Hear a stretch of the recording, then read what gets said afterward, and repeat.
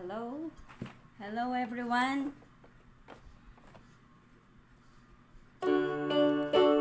Sige, awitan muna tayo. Bago tayo magpatuloy, mga kapatid, hayaan niyo muna akong umawit. Hallelujah.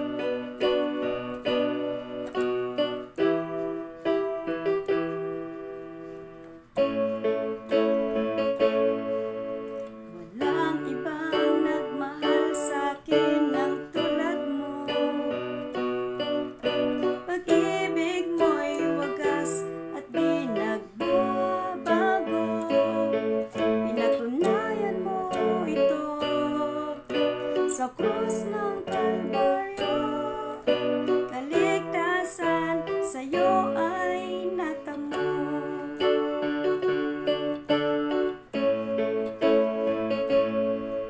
Dahil sa iyong tanging pagmamahal, ako ay natubos sa kasalanan. Sasambahin kita at pupurihin ka bilang tanda ng aking pagmamahal. Ikaw ang hari at tagapagligtas, banal mong pangalan aking itataas, Panginoong Hesus, aking Diyos. Iaalay ko sa'yo aking lakas. Ikaw ang hari at tagapagligtas, banal mong pangalan aking itataas, Panginoong Hesus, aking Diyos. Iaalay ko sa'yo aking lakas. Iaalay ko sa'yo aking lakas. Iaalay ko sa'yo aking lakas. Amen. Hallelujah. Glory to God. Sino po ang nag-view? Wow! Si Naida. Si Ate Aida. Hello! Hello sa'yo. Kumusta na po? Nasaan po ba kayo ngayon? Ayan, pwede po kayong mag-comment sa aking live broadcast. So, maraming salamat for viewing. Sana yung mga nag-view ay hindi umaalis. Praise the Lord. Hallelujah.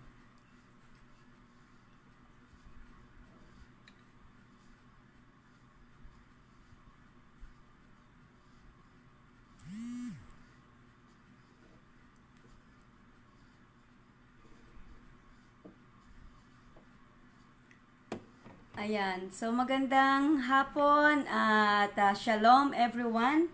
Ano po, nandito na naman po ang inyong lingkod, Pastora Marichil Eve Elejorde, na umeere every Monday. Ayan, at sana samahan niyo po ako mula sa simula, mula sa pag-awit hanggang sa huling topic na akin pong maipapaliwanag or maidi-deliver ngayong hapong ito. Amen. So, bago po tayo magpatuloy, hayaan niyo po muna na bumati ako sapagkat ang aking minamahal na asawa, Pastor Oriel, ay nag-birthday ngayon. At syempre, nagdagdag na naman ang edad. Minsan ikinatatakot natin ang pagdagdag ng edad sapagkat papunta na talaga tayo doon sa sinasabing katotohanan ng pagtanda natin. But sabi nga, count our blessings one by one. Even our age, our years ay ating bibilangin at ito rin ay pagpapala.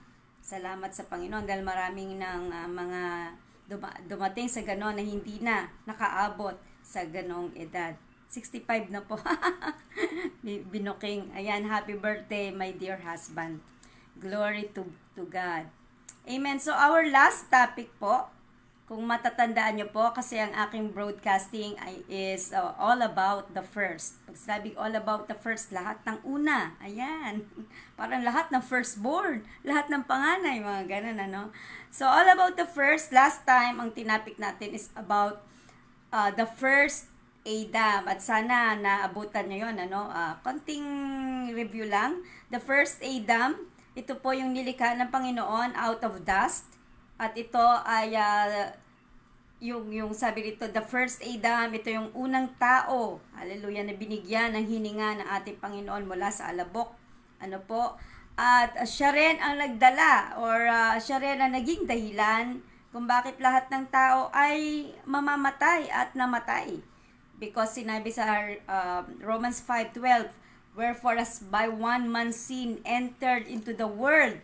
So, sino yung one man's sin na yon? Walang iba kundi si Adan. And so, death passed upon all men. Kaya nga, ang lahat ng kamatayan ay naipasa sa lahat ng henerasyon. Well, the first Adam is Adam per se. Ano po? Pero meron tinalakay na last Adam. Ano po? Yan din ay nasa Romans. Ano po? Yan din ay nasa Hebrew. Walang iba. Nandun din sa Colossians. Ayan, last time. Ano po? Walang iba kundi ang ating Panginoong Hesukristo. The first Adam brought destruction or brought sin, brought death, but Jesus brought salvation, brought restoration, brought life. Ano po? Sa mga namatay na espiritu, ang Panginoong Hesukristo ang the last Adam or the second Adam who brought us and giving us back the life na namatay ng panahon na si Adan ay nagkasala. Ano po? Now, our topic for today, sino kaya ang aking viewers? Sana makita ko. Parang wala na ako nakikita dyang ulo, no? Our topic today is the first blood spilled. Ayan, sa Tagalog, ang unang dugong dumanak or tumulo. Hallelujah. Pero bago po tayo magpatuloy, allow me to pray. Hingi tayo ng wisdom sa Panginoon. Panginoong Diyos na makapangyarihan sa lahat. Salamat Lord sa pagkakataong ito na mapag-aralan namin patungkol sa iyong salita at patungkol din sa history ng aming Panginoong Hesukristo, tungkol sa history ng aming mga ninuno. Panginoong Diyos, hayaan mo na ako ay gamitin mo mightily para ipahayag, Panginoon, ang topic na ito. Ang Banal na Espiritu ay dalayan kong tumulong sa akin. Ganon din po, Panginoon, sa mga makikinig ngayon. Sa pangalan ni Jesus. Amen. Amen. Amen. So, shout out muna kay Ninang Maria Cleofe Barrias. Ayan, sabi niya sa akin, anak, pagka mag-e-ere ka, itag mo ako. Ayan, thank you, Ninang, kung ikaw ay nakikinig. Salamat at ikaw ay naway pagpalain. Ano po? At nawa ma-share mo din. Hallelujah. Ninang Fe Barrias. Hindi ko alam kung siya ba ay kapitan ngayon, kagawad, or nanalo ba. Well, anyway, declaring blessing sa'yo, Ninang Fe. Hallelujah. Now, our topic, the first blood spilled. Siguro kapag ito ay narinig nyo, ang unang may isip nyo, kasi there's the first blood na nabuhos sa sangkatauhan, ano, nung nilikha ang langit at lupa, ano po, nung nilikha ang daigdig. Ano ba, or kaninong dugo ba ang unang tumulo? Hallelujah. So, maybe you will think that the first blood spilled was when Abel was killed by Cain. Ayan, kasi inisip natin, pinatay siya. Yun yung unang murder na nangyari in the history of Genesis. But there was a story or event when God, our God, was the one who made the first blood spilled. Kailan nangyari ito? Basahin po natin ang Genesis chapter 3 verse 21, King James Version. Ang sabi dito, unto Adam also and to his wife did the Lord God make coats of skins and clothed them. Yung Lord po na ginamit dito ay capital L, capital O, capital R, and capital D. Kapag po nakita natin yung name na yon, yung capitalized Lord, ito ay nangangahulugan that the Trinity, the God the Father, God the Son, and God the Holy Spirit, they all agreed na ang sabi rito na gumawa ng damit mula sa balat ng hayop ito, at upang sila'y damitan. Grabe. Looking back to Adam and Eve's story, balikan po natin yung si Adan at si Eva, kung paano ang tao ay nahulog sa pagkakasala when Satan deceived these men, or women, nung tinukso ni Satanas ang tao sa pamamagitan ng isang ahas at binola-bola nito si Eve, Ito yung kanyang ito yung tinarget ni Satan kasi hindi niya kaya si Adan. Now, and then Satan enticed them to rebel against God at nagtagumpay si Satanas. But before that happened, they were innocent. Pero bago sila tinukso ni Satanas, bago nagtagumpay si Satanas sa buhay ni Adan, ay sila ay pag sinabing innocenteng tao. Hindi naman sa inosente na parang walang alam, parang sinto-sinto, gano'n. Ang ibig ko sabihin, walang pagkahiya. Yung nakedness and shame was not revealed. Hindi pa nila alam yung tungkol sa kahubaran sapagkat sila wala naman silang mga damit, kundi ang kanilang damit ay ang katwiran, the righteousness of God and His glory covered their life.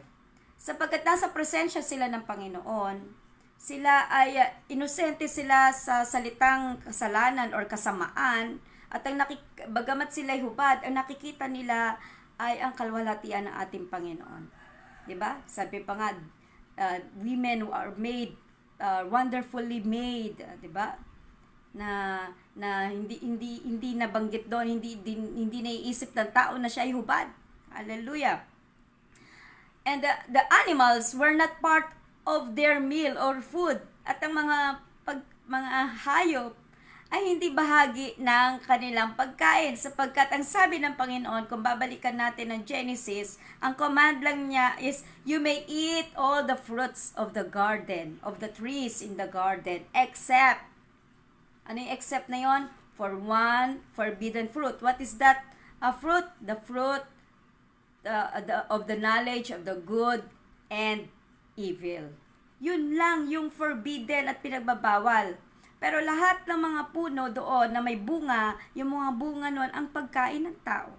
Hindi bahagi ang hayop. Amen? But when they sinned against God, hallelujah, their eyes were opened.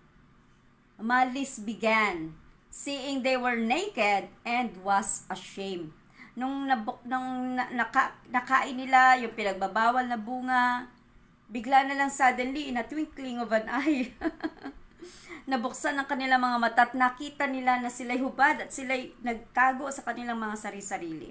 Hallelujah. What they did, they covered themselves with fig leaves. So, ibig sabihin, si Adan ang unang mananahi. Nagtahi siya ng fig leaves. Ano ba itsura ng fig leaves? Wala akong idea. Dapat pala nagtingin ako sa Google, So, yun yung tinahi niya. Yun yung kanyang pinagtagpi-tagpi, mga dahon at itinapal niya sa kanyang katawan sapagkat nakita nilang dalawa, when they ate the fruit, that they were naked. But before God, bago sila tinapon ng ating Panginoon out of the garden, God knew that the fig leaves are temporary. Alam ng Diyos na yung ginawa ni Adan na pagtahi-tahi ng dahon ng fig tree ay hindi naman siya permanent or hindi siya lasting. Hindi makakatagal, magdadry, 'di ba? That's why the first blood is spilled and shed out of the animal's skin. Because before you will take that coat, at bago mo yan kunin, ang balat na yan, bago mo makuha yung balat na yan, you have to kill an animals. Hallelujah. So, the first blood is spilled on the ground. Now, there's more we can learn about the blood that shed. Ano po? So, ano yung matututunan natin sa ginawa ng Panginoon aside from it is a covering to the nakedness of man. Una, through the mercy of God towards man, the first blood spilled by an animals provide, ano kaya ang may po-provide nito? Ano ang magagawa nito? Una, the forgiveness for Adam and Eve. Nung pumatay ang Panginoon Jesucristo ng hayop at tumulo ang dugo, ano po, the shedding of the blood symbolizes forgiveness. Sabi sa Hebrews chapter 9 verse 22, without shedding of the blood, there is no remission of sin. Kung walang pagdanak ng dugo, walang kapatawaran. Subalit ang Panginoong Diyos, gusto niya na ang tao ay magkaroon pa rin ng biyaya out of His love, ay Kanya itong pinatawad. Hallelujah. Kaya yung unang forgiveness, nangyari iyon nung dinamitan ng Panginoon si Adan at Eva. Pangalawa, the coat skin provide a long-lasting covering for their nakedness. Matagal na magagamit yung balat na yon para pagtakpan ang kanilang kahubaran. Diba? Ang sabi sa Genesis chapter 3 verse 21, God made coats of skins and clothed them. Ang Diyos mismo ang nagdamit sa kanila. Hallelujah. Upang pagtakpan, sapagkat ang mga dahon ay madaling malanta. Sa buong maghapon lang lanta na ito. Subalit ang Panginoon mula sa kanyang pag-ibig ay gumawa ng paraan upang magkaroon ng pangmatagalang pagtatakip ng kanilang kahubaran. Pangatlo, the blood symbolizes a new dimension of life. Kung babasahin po natin ito sa Leviticus chapter 17. Balik po tayo sa Leviticus chapter 17 verse 11. Ang sabi dito, for the life of the flesh is in the blood, and I have given it to you upon the altar to make an atonement for your souls. For it is the blood that maketh an atonement for the soul. Yung unang sentence dito, statement is, for the life of the flesh is in the blood. So, pangatlo, na symbolize ng ginawa ng Panginoon is the new dimension of life. Bakit po new dimension? Sapagkat they were thrown out of the Garden of Eden. And so, meron silang para itong reset. May panibago silang dimension of life. Meron silang panibagong buhay na haharapin na hindi kagaya nung nandoon sa Garden of Eden. Ay kung hindi sila dinamitan ng Panginoon, walang dugong dadanak, walang bagong buhay na sisibol para sa kanila. Hindi sila pinatay ng Panginoon, kundi sila ay binigyan ng chance to live again in another dimension of life. Hallelujah. Kaya nga, pinagbabawal sa Old Testament na kainin ng dugo because there's life in the blood. Hallelujah. The blood is life. Kaya ayaw ng Panginoon, ito ay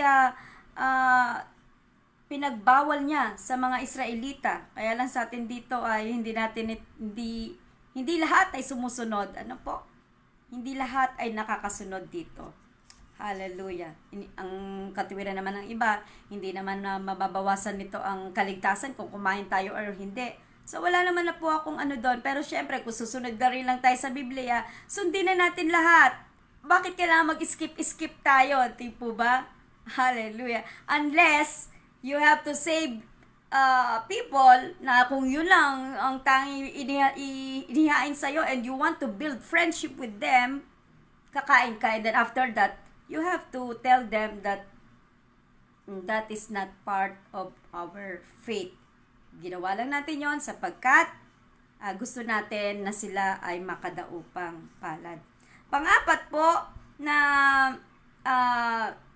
matututunan natin sa ginawa ng Panginoon of that first blood spilled is food for our body. Yung hayop ngayon ay pwede mo nang patayin kasi paano mo makakain ng isang hayop kung hindi mo papatayin? Ano po? Pwede mo nang patayin, pwede mo nang kainin yung kanyang karne. Kasi noon, hindi natin kinakain ng karne sa Garden of Eden, ang kakainin lang doon ay mga prutas. But then here, the meat is essential. Why meat is essential? Sapagkat it is a source of protein and energy giving. Hallelujah. Sapagkat out of your labor, lalo na yung mga lalaki, magtatrabaho ka, matinding effort, magpapawis ka. At dahil magpapawis ka, kinakailangan mo ng pampalakas ng katawan. And ang meat ay a good source of protein and energy-giving food and good for the growth. Kung kaya, inalaw ng Panginoon na pumatay ka ng hayop, kumain ka nito, hallelujah, upang maibalik yung ating lakas. Sapagkat since we have sinned before God, yung immortal nating body ay naging mortal body. Hallelujah. At dahil din sa pagkain natin ng mga karne, nagiging dahilan na rin yan na tayo ay magkaroon ng kamatayan. Bakit po? Sapagkat na-activate ang death. Paano naman tayo mamamatay? Sa mga kinakain natin, nagiging dahilan din or nagiging cause sa ating death. At yan ay batas na ibigay ng Panginoon when the moment na ang tao ay magkasala. Amen?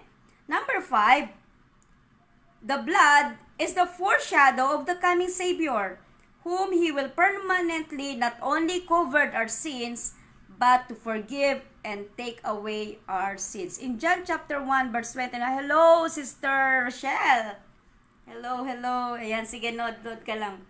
Ayan, in John 1:29, ang sabi doon, behold the Lamb of God which taketh away the sins of the world. Sa Tagalog, narito ang kordero ng Diyos. Hindi kaldero yung kordero, yung lamb, yung tupa. Narito ang kordero ng Diyos na nag-aalis ng kasalanan ng sanlibutan. Hallelujah. So yung pagdanak ng dugo sa pamamagitan ng hayop na pinatay ng ating Panginoon ay isa siyang shadow or anino.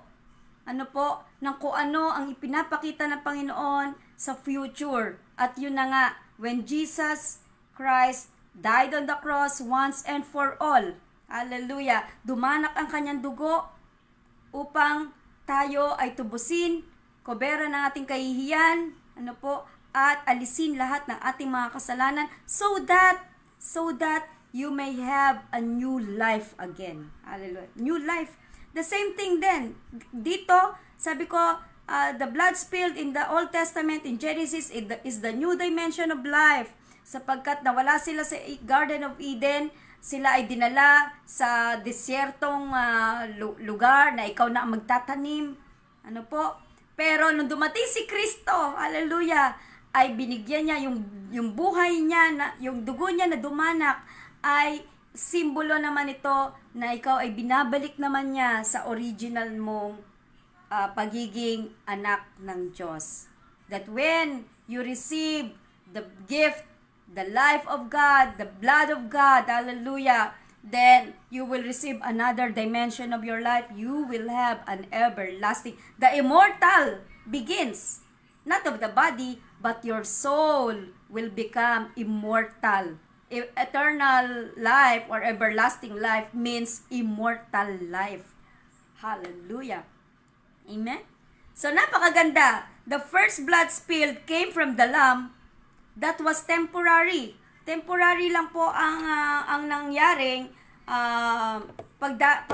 pagbuhos ng dugo. Sa Old Testament ay kinomand ng Panginoon na sa mga saserdote na sila ay maghandog ng tupa or ng anumang ng hayop, turtle, turtle dove, kalapate, ayan, baka, ayan, at patayin para dumanak ang dugo, ialay sa Panginoon. Pero nung dumating si Kristo, ang sabi niya, for the last This is the ultimate sacrifice. He died on the cross once and for all at wala nang kasunod. Hallelujah. Wala nang dapat isakripisyo. Kaya nga yung mga gagawin ng mga Israelites ngayon, na nag-uumpisa na sila magtayo ng third temple, sapagkat yan ang nasa propesiya sa Daniel na kapag dumating na ang third temple na ito, mag-aalay sila. So ito ay isang babala na malapit nang dumating ang ating Panginoong Hesukristo. Ano po? Kaya, anong dapat nating gawin? Dapat mag-ingat tayo, magbantay, magpuyat sa Panginoon. Hindi naman magpuyat na hindi ka na matutulog. Ang ibig sabihin nito, magbabantay ka, babantayan mo yung mga signs. Mag-iingat ka na sa mga kilos mo kasi baka bukas na pala yung rapture. Hallelujah! Naiwan tayo. Ano po? Amen? So, the first blood spilled came from the lamb, but that was temporary. But the last blood spilled, ano po, brought us salvation, forgiveness, righteousness, healing, and eternal life, restoring everything that Satan stole from us, and that is through the blood of Jesus Christ. Ulitin ko po, yung unang blood na bumuhos sa lupa, ang Diyos din ang gumawa nito. Para ano? Para saan? Para patawarin si Adan at Eva sa kanilang pagrebelde sa Panginoon. Para pagtakpan ang kahihiyan nila, binigyan sila ng damit, dinamitan sila ng ating Panginoon. Para sila ay bigyan ng panibagong buhay. Saan? Doon sa disyerto. Magtutungkab sila doon, magtatanim sila doon. Hallelujah. Dahil wala na sila sa Garden of Eden. Pang-apat, pagkain na ng ating katawan. Ano po? Hindi yung dugo ha, yung skin. Or yung meat na papatayin nating karne. Ano po? And the last is the foreshadow. Isang anino. Ang pagdanak ng dugo, pagbuhos ng dugo, anino siya sapagkat merong parating na dadanak din ng dugo at once and for all. Kung lahat ng ito ay temporary, yung pagdanak ng dugo ni Kristo ay everlasting. Bakit everlasting? Kasi yung forgiveness natin ay talagang noon kasi kokoberan lang, Tapos taon-taon mag-aalay pa rin ng mga baka, ganyan, Pero ngayon, pag tinanggap mo si Kristo, available ang kapatawaran ng ating Panginoon. At ang covering ng ating Panginoon ay permanent. Yung kahubaran natin, yung kasalanan kasi ay kahubaran. Ano po? Ito ay tinakpan ng katwiran ng ating Panginoon. So, tayo, ang nakikita na ng ating Diyos sa atin ay ang Panginoong Hesukristo. Pangatlo, meron tayong bagong buhay. Sabi sa 2 Corinthians 5:17, if any man who is in Christ, nakipag-isa sa Panginoon, siya ay bago ng nilalang. Hallelujah! At of course, ang dugo ni Kristo, sabi ng Panginoon, di ba? Inumin nyo ito bilang pag-alala sa akin. Praise the Lord. Pero hindi yung literal na dugo, yung Holy Communion. At panglima, hallelujah, ay nung namatay si Kristo, ay totally tayo ay napalaya. Totally tayo ay napagaling. Totally tayo ay napatawad at kaligtasan ay naging available sa atin. Amen? Hallelujah! Amen. So, salamat po sa pagsama ninyo sa akin, mga kapatid. Nawa, may natutunan po ang bawat isa. Ngayon, alam na natin kung ano ang nangyari. Merong the first blood spilled at syempre, meron ding the last blood is spilled. Grabe, no? Kung may first, meron palang last. Hallelujah.